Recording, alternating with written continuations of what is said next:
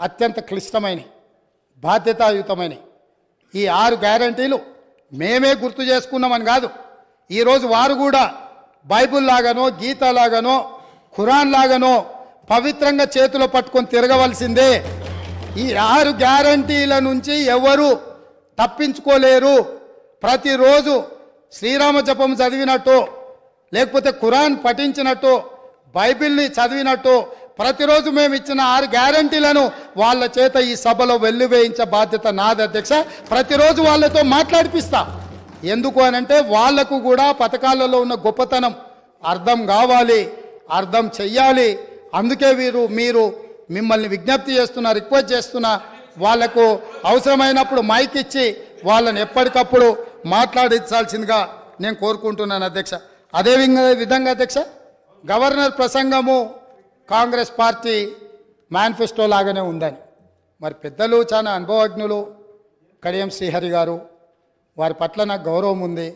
ఎప్పుడైనా మీరు ఇంతకాలము మంత్రిగా ఉప ముఖ్యమంత్రిగా పనిచేసిండ్రు, ఏ గవర్నర్ గారి ప్రసంగమైనా మా ప్రభుత్వం యొక్క ప్రణాళిక, మా విధి విధానాలు, మా భవిష్యత్తు ఏదైతే ప్రణాళిక ఉన్నదో ఆ భవిష్యత్తు ప్రణాళికలనే మేము క్యాబినెట్లో చర్చించి మేము భవిష్యత్తులో ప్రజలకి ఏ విధంగా మేము మేలు చేయబోతున్నామో, ఈ ప్రజల బాగు కోసం, అభ్యున్నతి కోసం మేము చేపట్టబోయే చర్యలు ఏమున్నాయో గవర్నర్ ద్వారా మేము ప్రజలకు వివరించదలుచుకున్నాం. గవర్నర్ ప్రసంగం అంటే క్యాబినెట్ ఆమోదం పొందిన ప్రసంగం.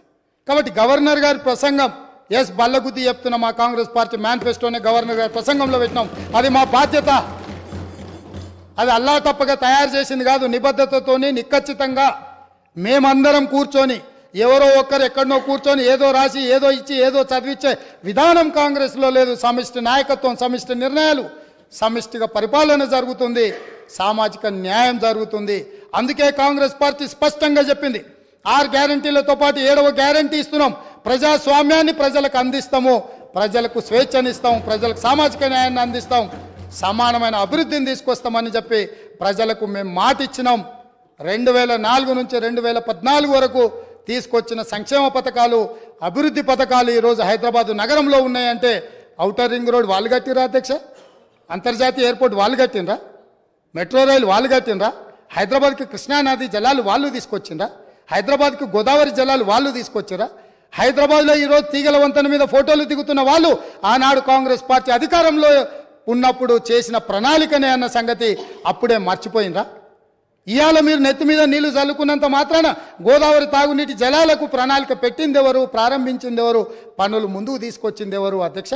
ప్రాణహిత చేవెళ్ల ప్రాజెక్టును ఆనాడు దేవేందర్ గౌడ్ గారు పాదయాత్ర చేసి తెలంగాణ ప్రజలకు ప్రాణహిత చేవెళ్ల ప్రాజెక్టు కావాలి అని అంటే ఒక తెలంగాణ బిడ్డగా దేవేందర్ గౌడ్ గారు కాంగ్రెస్ పార్టీ కాకపోయినా ఆనాటి కాంగ్రెస్ పార్టీ ఈ ప్రాజెక్టు ద్వారా 14 లక్షల ఎకరాలకు 38,400 కోట్ల రూపాయలతోటి నీళ్లు ఇవ్వాలని ఉక్కు సంకల్పంతో డాక్టర్ బాబాసాహెబ్ అంబేద్కర్ ప్రాణహిత చేవెళ్ల ప్రాజెక్టును ప్రారంభించారు.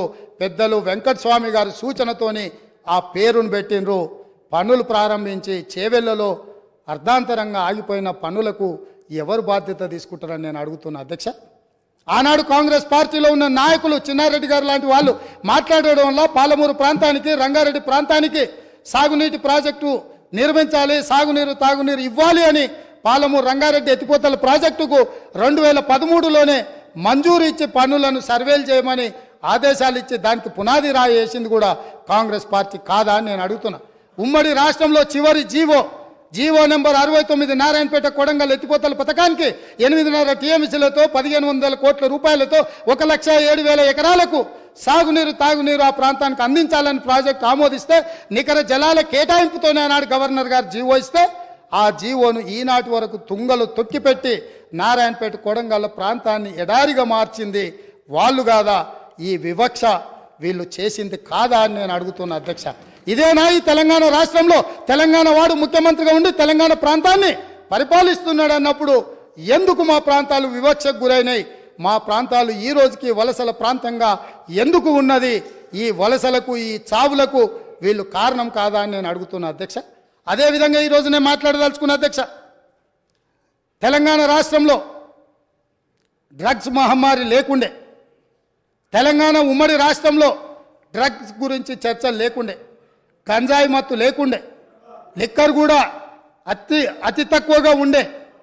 కానీ ఇవాళ ఏ పేపర్ చూసినా ఏ టీవీ చూసినా గంజాయి మత్తులో దాడులు జరుగుతున్నాయని, సింగరేణి కాలనీలో 6 సంవత్సరాల పసికూనను గంజాయి మత్తులో రేపు మర్డర్ చేస్తే ఈ ప్రభుత్వం అచేతనంగా ఉండిపోయింది. ఈరోజు ఈ రాష్ట్రంలో జరుగుతున్న కారణాలకు ఈరోజు దొరుకుతున్న డ్రగ్స్కి ఈ ప్రభుత్వ వైఫల్యం కారణం కాదా? ఈ ప్రభుత్వం డ్రగ్స్కు సంబంధించి విచారణ మీద సిట్టు వేసి ఆ సిట్లో ఉన్న అధికారిని అర్ధాంతరంగా ఎందుకు బదిలీ చేసిండ్రు? అతను ఎక్కడికి పోయిందా? సిట్ ఎక్కడికి పోయిందా? విచారణ ఎక్కడికి పోయిందని నేను అడుగుతున్నా అధ్యక్ష. ఈ ప్రభుత్వం యొక్క వైఫల్యాన్ని కప్పిపుచ్చుకోవడానికి విచారణలో లోపాలను దాచిపెట్టడానికి చేస్తున్న ప్రయత్నంలో నేనే స్వయంగా ఆనాడు 2017లో తెలంగాణ రాష్ట్ర ఉమ్మడి హైకోర్టులో పబ్లిక్ ఇంట్రెస్ట్ లిటిగేషన్ వేసి ఈ విచారణ మీద ఎన్ఫోర్స్మెంట్ డైరెక్టరేటు, DRI, ఈ నార్కోటిక్స్ డిపార్ట్మెంట్ అన్నిటిని కూడా ఒక సిట్ను ఏర్పాటు చేయాలని హైకోర్టులో కేసు వేస్తే 2021 వరకు నేను కొట్లాడితే తెలంగాణ రాష్ట్ర హైకోర్టు ఈడీకి మొత్తం సమాచారాన్ని చేసిన విచారణను బదిలీ చేయమని హైకోర్టు ఆదేశాలు ఇచ్చిన ఈ రాష్ట్ర ప్రభుత్వం వివరాలన్నీ దాచిపెట్టింది అధ్యక్ష. ఆనాడు డ్రగ్స్లో ఏవైతే టెలిఫోన్లు కానీ, కంప్యూటర్స్ కానీ, ల్యాప్టాప్లు కానీ ఇతర సీజ్ చేసిన ఎక్విప్మెంట్, ఎలక్ట్రానిక్ ఎక్విప్మెంట్ ఏది కూడా ఈరోజు వాళ్ళు ఫోరెన్సిక్ ల్యాబ్కు పంపించలేదు. వాటి మీద సరైన విచారణ జరగలేదు. ఆ వివరాలన్నీ కూడా ఈడీ అడిగితే ఇవ్వకపోతే ఈడీ డిపార్ట్మెంట్ తెలంగాణ ప్రభుత్వం మీద contempt of court case file చేసింది అధ్యక్ష. నేను అడుగుతున్న అధ్యక్ష మీ ద్వారా ప్రతిపక్షాన్ని, ఈ రాష్ట్రాన్ని పంజాబ్ రాష్ట్రాన్ని మీరు చూసిండ్రు. పంజాబ్ రాష్ట్రాన్ని ఈరోజు డ్రగ్స్ మహమ్మారి పట్టి పీడించడంతో ఈరోజు గ్రామాలల్లో పేద మహిళలు, ధనవంతులు శ్రీమంతులు కాదు, పేదలు భార్య తల్లి కూలికి పోయి సంపాదించిన డబ్బులో భర్తలను సోదరులను ఇవాళ డ్రగ్స్కి అలవాటు పడి బాధపడుతుంటే వాళ్ళకు అందులో సంపాదించిన కొంత డబ్బు పెట్టి డ్రగ్స్ కొని ఇచ్చే పరిస్థితి వచ్చింది. ఈ పరిస్థితి పంజాబ్ రాష్ట్రాన్ని నిర్వీర్యం చేసింది అధ్యక్ష.